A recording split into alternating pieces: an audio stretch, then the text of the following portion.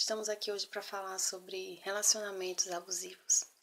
É um tema que ele está saindo bastante na mídia, nas redes sociais, justamente por conta dos altos índices, de mortes, de crimes, de violência que decorrem como consequência de um relacionamento abusivo. Mas por mais que esse tema ele esteja mais em foco na nossa sociedade, ainda é muito difícil para algumas pessoas identificarem que estão realmente vivendo um relacionamento abusivo. Isso por quê? Ao contrário do que muita gente pensa, o relacionamento abusivo ele não é só feito de ameaças, de perversidade, de maus tratos. Ao contrário, ele começa como um relacionamento normal e essas atitudes elas vão sendo mostradas com muita sutileza no decorrer do tempo do relacionamento. E existem muitos momentos também prazerosos, momentos bons, o que acaba confundindo aí a pessoa que vivencia esse relacionamento. Porque por mais que existam essas situações de violência, de agressão, de abuso, os momentos bons acabam sendo muito bons, até como uma forma de compensação, no caso do abusador com a pessoa subjugada. Então, fica um pouco confuso e ela acaba até cometendo a culpa, de dizer, não, será que estou realmente fazendo alguma coisa errada, a culpa é minha? E também, ao mesmo tempo, acaba usando desculpas de é o jeito da pessoa, ele está passando por problemas, mas nunca assume que o problema de fato é uma relação abusiva. Então, para a gente entender melhor, um relacionamento é feito de duas pessoas.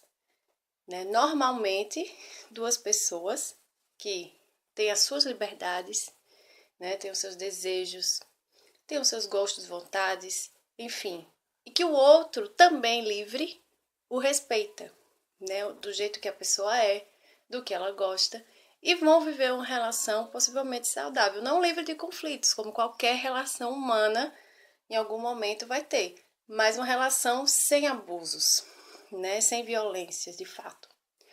Já em um relacionamento abusivo, são duas pessoas onde uma vai assumir o papel de objeto de prazer do outro, de satisfação do outro, ou seja, as vontades dela, os sonhos dela, os gostos dela não vão existir, somente vai existir aí o outro. É meio que ela vive em função do que o outro quer para ele, quer que ela se submeta a se anular. Acaba acontecendo realmente aí uma anulação dessa pessoa, que trabalha como objeto. E existe o dominador, que é justamente o abusador, que vai utilizar esse objeto, para o seu prazer, para suas conquistas, para se satisfazer. Então, ele tem um poder muito grande de controle, de manipulação, e com o passar do tempo, como eu disse, ele não já vai chegar, tomando controle, mas de uma maneira sutil, ele vai anulando a pessoa de si mesma, para que ela viva para ele. Ou seja, como se mostra essa sutileza? A questão do ciúme, por exemplo. Ele pode começar um relacionamento tirando algumas brincadeiras quando a mulher veste algum vestido curto ou uma saia que ele se incomode, mas ele tira brincadeira dizendo que não gosta, que é porque ama muito. E aí a mulher acaba trocando de roupa, mas com o passar do tempo, ele vai começar a expor essa brincadeira de uma maneira mais firme, de uma maneira às vezes até mais bruta, violenta, onde ele não vai chegar a permitir que ela nem saia com aquela roupa ou ela nem saia de casa, Então, chegam a extremos, digamos assim. Isso em várias questões, não só em vestimentas, mas em amizades, em locais até com a própria família. A pessoa que é o objeto do abuso, ela muitas vezes tende a se isolar, a perder não só a sua identidade, mas perder as amizades, perder familiares, porque mesmo que o outro lhe permita algum momento que você saia, que você tenha uma conversa, ele vai estar sempre dando um jeito de estar observando, o seu celular, suas redes sociais, através do seu perfil. Ele vai estar constantemente fazendo com que você acredite que essas pessoas não são boas para você, somente ele é aquela pessoa que você precisa ter.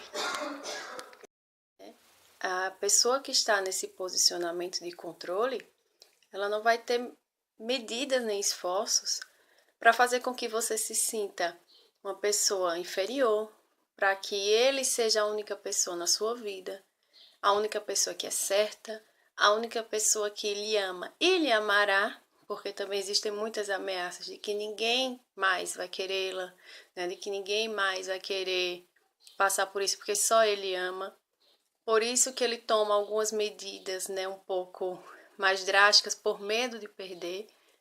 Mas, gente, vamos pensar que amor não é posse, né? Como eu falei antes, o amor ele é feito através das liberdades de cada indivíduo e o respeito por essas liberdades, né? Então, se é aquela pessoa, ela tem esse sentimento de posse muito grande, excessivo, ciúmes, tenta controlar a sua vida em todos os sentidos, né? Até nas coisas que você pensa em fazer.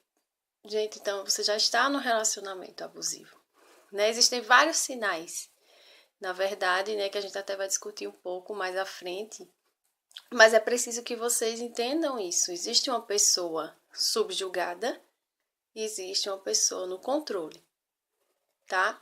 Então, existe um problema, as duas pessoas adoecem, né? São posicionamentos doentios das duas pessoas, porque também só existe um controlador, porque a outra se permite, ela já é uma pessoa que tenha mais uma fragilidade, geralmente são pessoas que têm uma autoestima baixa, são pessoas inseguras, né? No caso, as que estão sendo subjugadas. E o controlador, como ele já tem essa postura de manipulação, de egoísmo, ele já percebe essa fraqueza na outra pessoa e o relacionamento se dá assim, né? Então, só existe também um abusador, porque a outra pessoa, de certa forma, mesmo que inconsciente, é permissiva através do seu próprio jeito de ser, né? Isso não implica dizer que ela não tem como sair dessa situação, tá? Mas é assim, digamos que fica mais fácil, porque aquela pessoa já detecta aquela sensibilidade na outra, a dificuldade muitas vezes em dizer não, né, em se posicionar, e vai se aproveitar disso, né, para se favorecer, tá? Então, ambas estão ali num sentimento um pouco doentio, né? Não é só o lado, não é só o abusador, ou não é só a pessoa que está sendo subjugada. Ambos, né? Ambos adoecem e ambos precisam de ajuda, tá? Porque é outra questão. Às vezes a gente julga que o que é abusador não pode procurar ajuda, não pode melhorar. Também não é bem assim, tá? Ambos podem ter essa possibilidade. Por que é tão difícil, né, de uma pessoa que está vivenciando esse tipo de relacionamento sair? Porque, como eu falei, além da confusão mental, né, entre os momentos muito bons e os momentos de muita violência, essa violência, lembrando sempre que não necessariamente é uma violência física, né, não necessariamente o controlador ele vai estar usando de violência física, de bater, de empurrar, de torturar de alguma forma, né? Existem também as agressões verbais, né? Inclusive em relação à violência contra a mulher, né? A gente tem visto muitos posts interessantes trazendo justamente essa questão, né? Violência, abuso, agressão não é simplesmente o bater, né? Mas é o injuriar, é o levantar mentiras, falsos, né? É o ameaçar, né? É o humilhar.